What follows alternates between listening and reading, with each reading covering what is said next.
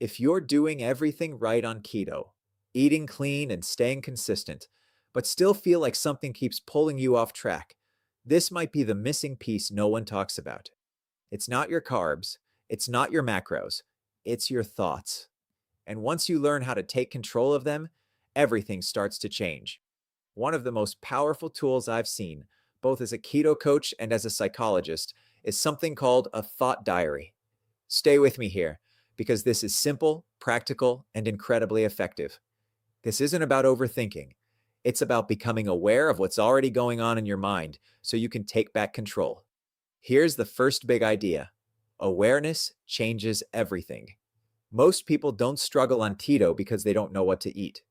They struggle because of the thoughts running quietly in the background. Thoughts like, I'll never lose this weight, or I already messed up, so I might as well keep going. These thoughts feel automatic, almost like facts, but they're not. When you start writing them down, something powerful happens. You begin to see patterns.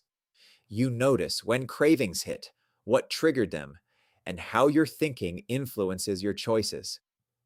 That awareness creates a pause, and in that pause, you get your power back. The second key point is learning how to challenge those thoughts. This is where real change begins. Most people either believe every negative thought or try to ignore it. Neither approach works for long. Instead, you want to question it. Ask yourself, is this actually true, or is this just an old pattern talking? For example, if the thought is, I have no willpower, take a moment and look at the evidence. You've had wins.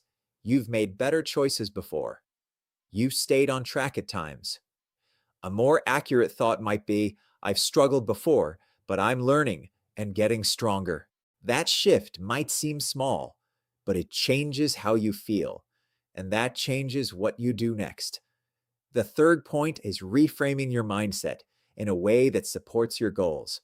Keto is not about restriction, it's about choice.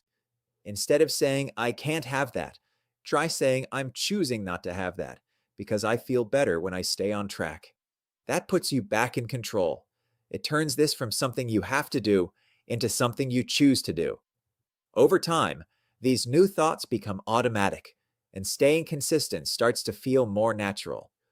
When you put these three pieces together, awareness, challenging your thoughts, and reframing them, you create a powerful system that supports your keto journey instead of working against it.